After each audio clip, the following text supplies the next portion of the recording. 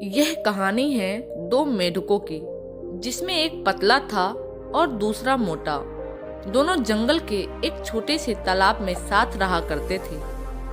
बचपन के दोस्त थे दोनों। वे दोनों दिन भर तालाब में कूदते, उछलते, गप्पे मारते और मस्ती किया करते थे। उन दोनों को ही तालाब के आसपास के इलाकों की नई नई जगहों में जाकर घूमना अच्छा लगता था। एक दिन ऐसे ही साथ में घूमते हुए दोनों जंगल के बाहर एक खेत में पहुंच गए। वहां उन्होंने देखा कि एक दूध वाला अपने गाय से दूध निकाल रहा था। उन्होंने कभी भी किसी को ऐसे दूध निकालते हुए नहीं देखा था। फिर ग्वाले ने दूध निकालकर एक बाल्टी में भरकर रख दिया। वे दोनों दूध को देखकर बड़े आश्चर्य में थे, क्योंकि उन्होंने आज से पहले यह कभी नहीं देखा था। उन्होंने तो जंगल में केवल तालाब का गंदा पानी ही देखा था। कुछ देर सोचने के बाद उन्होंने डिसाइड किया कि सफेद पानी में तैरने का मजा ही कुछ और होगा। यह सोचकर उन्होंने एक साथ बाल्टी में छलांग लगा दी। अरे वाह, सफेद पानी हमने पहले कभी देखा ही नहीं। यह क्या चीज होती है। दोनों को मजे करने तो पसंद थे ही। दोनों वहीं पर मस्ती करने लग जाते हैं।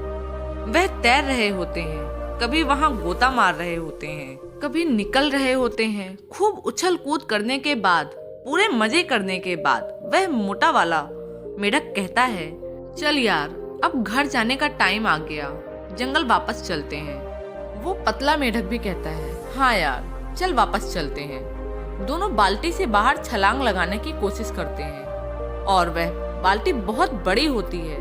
वे दोनों छलांग लगा नहीं पाते।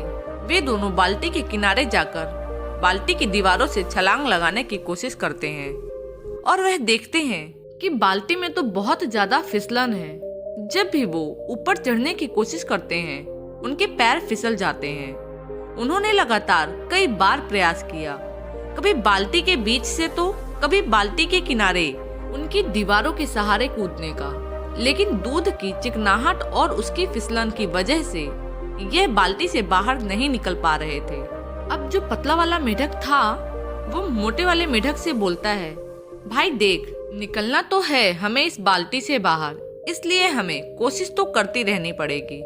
पर हमने बहुत बार कोशिश करके देख लिया, इसलिए मुझे लगता है कि हम खुद तो इस बाल्टी से नहीं निकल पाएंगे, क्योंकि यहाँ बहुत ज्यादा फिसलन है। तो हम क्या करते हैं, हम तैरते रहते हैं। अगर हम तैरते रहेंगे तो कोई न कोई आकर हमें इस बाल्टी से बाहर निकाल ही देगा। मोटा मेढक उस पतले मेढक की बात मान लेता है और दोनों तैरते रहते हैं। 1 घंटे, 2 घंटे, 3 घंटे हो गए। वह तैरते रहते हैं, कोई आकर उन्हें बाल्टी से बाहर नहीं निकालता। अब जो मोटा मेढक होता है वह कहता है, भाई अब मैं और पैर नहीं चला पाऊंगा, मैं कई घंटों से तैरते तैरते थक चुका हूँ। तो पतला मेढक कहता है, भाई देख, अगर तू पैर चलाना बंद कर देगा तो डूब जाएगा और कुछ देर में सांसें रुक जाएंगी और तू मर जाएगा। अपन को मरना नहीं है भाई, तू पैर चलाता रहे। वह मोटा मेढक थोड़ी देर तक पैर और चलाता है, फिर कहता है, भाई देख, हमने बहुत साथ दिया है एक दूसरे का। हम दोनों बचपन के दोस्त हैं, आपस में बहुत मस्ती की, हंसी ठिठोली की, हमेशा साथ रहे। लेकिन मुझे लगता है कि आज यह सब खत्म होने वाला है। आज हो सकता है कि ये मेरी जिंदगी का आखिरी दिन हो। मैं और मेहनत नहीं कर सकता, मैं और पैर नहीं चला सकता और शायद अब मैं डूबकर मर जाऊंगा। और उस पतले मेढक की आंखों के सामने उसका वह बचपन का दोस्त डूबकर मर जाता है। यह सब देखकर वह पतला मेढक और ज्यादा तेजी से अपने पैर चलाने लगता है। उसके अंदर आग लग जाती है कि अब मुझे कैसे भी करके इस बाल्टी से बाहर निकलना ही होगा। मुझे हार नहीं माननी। अगर मैंने भी हार मान ली तो मैं भी यहाँ मर जाऊंगा। उसकी आंखों से आंसू निकल रहे थे और वह और तेज पैर चलाता जा रहा है। लेकिन जैसा कि हम सब जानते हैं कि अगर दूध को थोड़ी देर तक चलाया जाए तो उसमें से मक्खन बाहर आने लगता है। और ऐसा ही हुआ, क्योंकि बहुत घंटों से वह दोनों मेढक उस दूध में पैर चला रहे थे, इसलिए उस दूध से मक्खन बाहर आने लग जाता है। साथ ही कुछ घंटों से रखे रहने की वजह से दूध कुछ जमने भी लगता है, दही जैसा शेप लेने लग जाता है दूध के जमने और मक्खन के बाहर आ जाने से। मेढक देखता है कि दूध थोड़ा गाढ़ा सा हो गया है, अब वह पहले जैसा चिपचिपा नहीं रहा, तो उस मक्खन के ऊपर बैठकर पूरे जोरों से एक छलांग मारता है और बाल्टी से बाहर आ जाता है। बाल्टी से बाहर आने के बाद कुछ देर तक तो उसे समझ नहीं आता कि उसके साथ क्या हुआ। उसका सबसे अच्छा दोस्त, उसका बचपन का यार आज उसकी आंखों के सामने डूबकर मर गया था। और उसकी मौत क्यों हुई? क्योंकि उसने हार मान ली।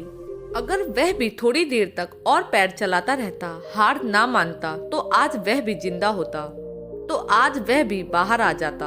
अब वह पतला मेढक बाहर निकलने के बाद जंगल जाता है। जंगल में जाने के कुछ दिनों के बाद वह मेढक एक लेडी मेढक के साथ शादी कर लेता है।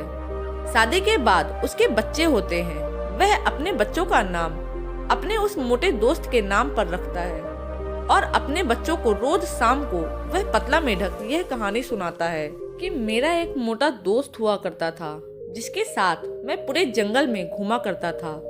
हम सुबह से शाम तक खेला करते थे। एक दिन हम दोनों एक बाल्टी में गिर गए जिसमें दूध था और मेरा जो दोस्त था उसने हार मान ली, इसलिए वह मारा गया। मैं तुम बच्चों को भी यही सिखाना चाहता हूँ कि जिंदगी में चाहे कुछ भी हो जाए, लेकिन कभी हार मत मानना। अगर तुम लोगों ने हार मान ली तो तुम्हारा भी वही हश्र होगा जो मेरे दोस्त का हुआ। दोस्तों, इस कहानी से हम सीख सकते हैं कि दूध का दही जरूर बनेगा, और अगर हमने वक्त से पहले हार मान ली तो हमारा भी वही हाल हो सकता है। हो सकता है हमें जिंदगी में अब तक वह ना मिला हो जो हम पाना चाहते हैं, लेकिन लाइफ में मिलता उन्हें ही है जो कभी हार नहीं मानते। यह भी हो सकता है कि हमें वह सब ना मिले जिसे हम हासिल करना चाहते हैं, लेकिन हमसे ये सुकून कौन छीन पाएगा कि हमने उस चीज को पाने के लिए आखिरी दम तक प्रयास किया। एक बात हमेशा याद रखना दोस्तों, हम हारते तब नहीं जब लोग हमसे कहते हैं कि तू हार गया, बल्कि हम हारते तब हैं जब हम खुद से हार मान लेते हैं। तो दोस्तों, आप लोगों को यह कहानी कैसी लगी नीचे कमेंट बॉक्स में कमेंट करके जरूर बताइएगा। धन्यवाद।